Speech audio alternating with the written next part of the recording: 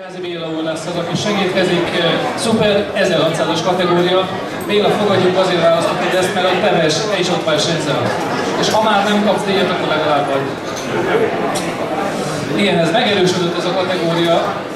5 éve, 6 éve, 3-an voltatok. Most meg a döntőbe verekedni kell azért, hogy az ember bejusson.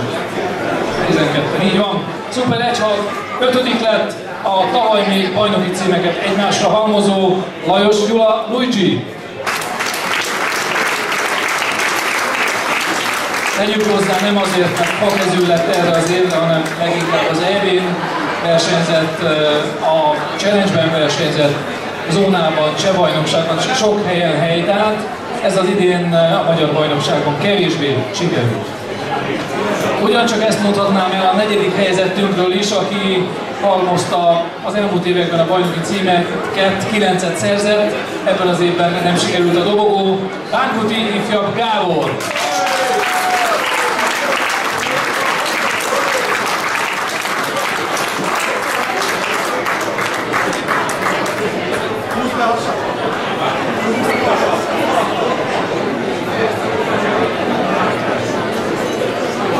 A második és a harmadik helyen a kategóriában Penge élen táncolt egészen az utolsó utamig.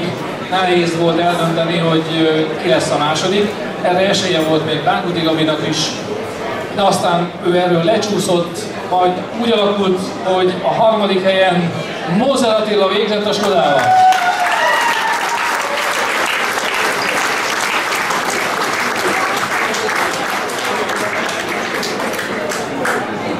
Ebben az évben és az utolsó futamra is ugye ez igaz volt, összecsapott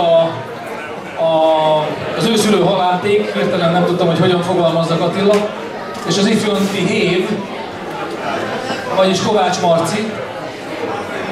És Kovács Marcit, akik ismerik az elmúlt évekről, azok tudják, hogy nem egy ügyetlen fiú. Sőt, az egyik legjobb ebben a mezőnyben. És Marci azzal szerezte meg a második helyet a bajnokságban, hogy ott Mária Polcson legyőztet Attilát, pont egyenlőség alakult ki, és a több jobb helyezés ilyenkor azt jelenti, hogy Kovács Marci lett a második.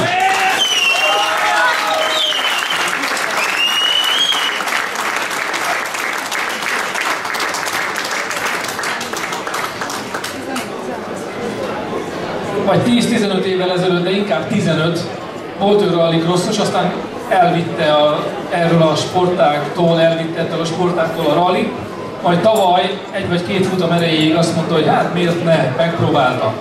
Annyira sikerült és annyira magával ragadta ez a közeg, ami ti vagytok, mi vagyunk, hogy itt maradt köztünk, és nem elég, hogy megnyerte a magyar bajnoki címet, de megnyerte a zóna bajnoki címet, aki nem más, mint Színyi Zsolt.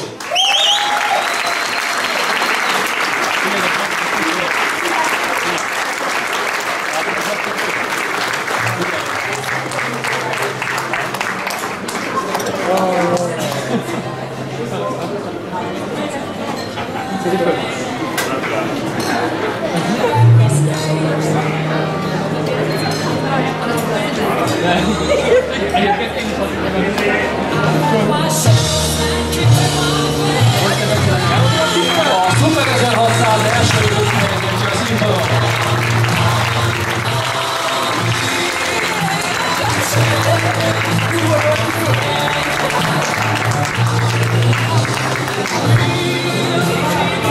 Köszönjük és mindenki!